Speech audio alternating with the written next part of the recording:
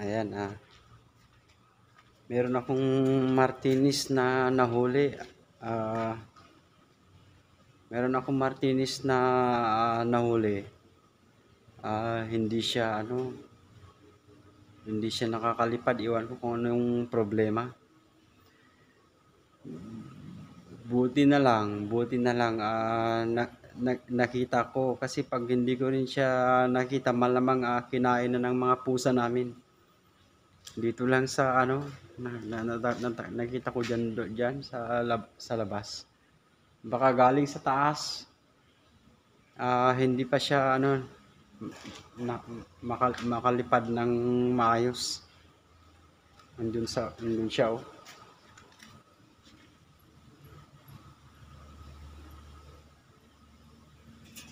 Doon. Yan. Eh, kinulong ko siya dyan, kinulong ko. Pero parang naawa ako. Ayaw niyang kumain ng bigas. Parang gusto ko na rin pakawalan. Ang problema nga lang, hindi ko alam kung mabubuhay siya pag pinakawalan ko dyan sa labas.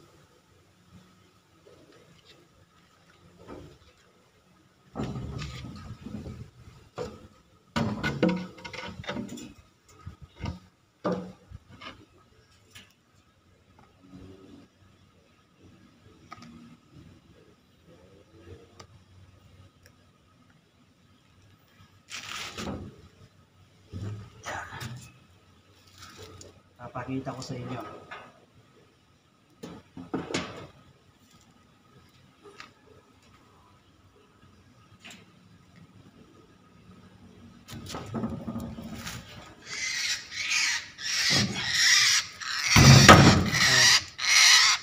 Ito siya, oh.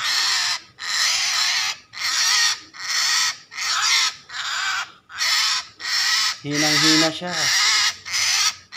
Hindi siya makalipad.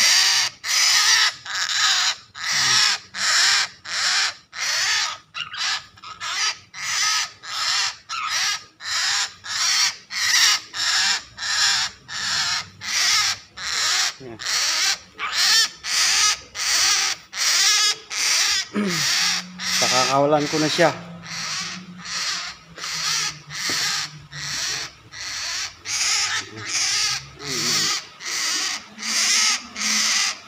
Maingay.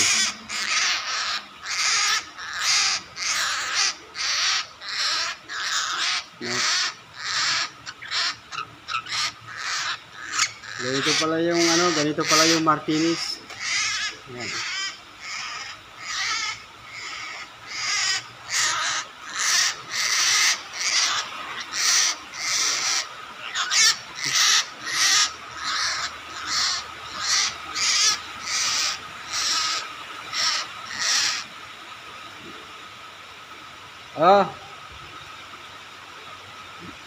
Pakakawalan na kita.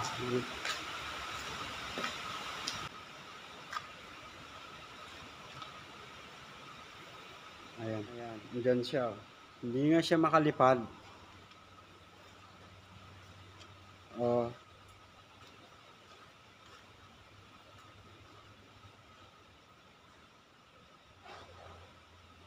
Problema. Baka makita ng mga pusa.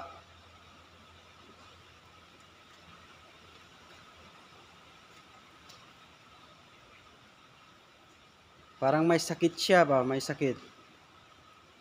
Naku, huwag ka dyan. Mahuhulog ka dyan sa butas.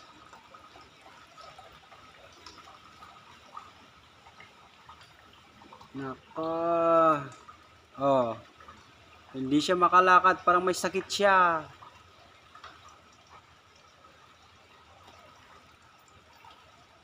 Paano ko yan pakakawalan?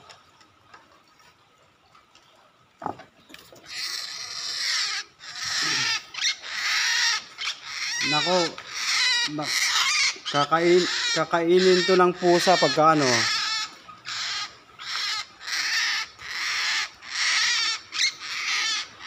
Bukas na lang kita pakawalan.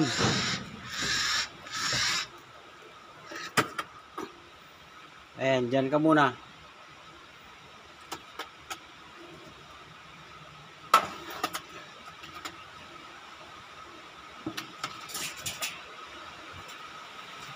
Ayan. Binalik ko muna sa kanyang kulungan kasi hindi siya makalipad eh. Bukas na lang tanghali.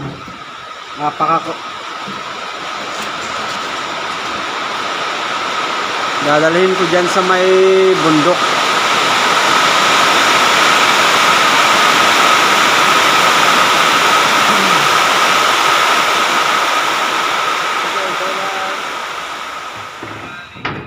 Pakawalan na aking nag-ibon.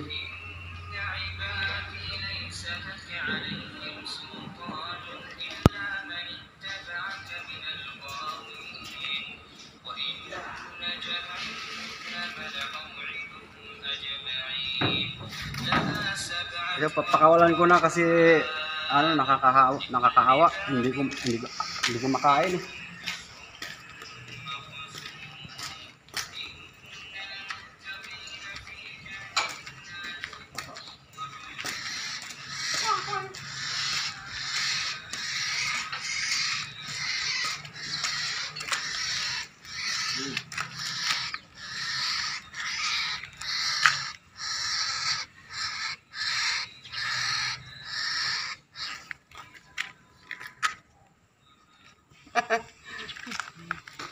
Good.